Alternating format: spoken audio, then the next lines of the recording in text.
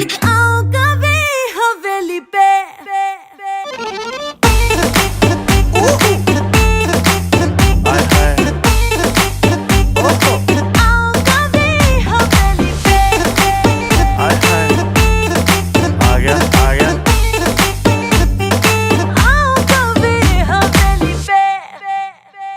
हर सुनते सुनते भूख लगी, खा ले बेबी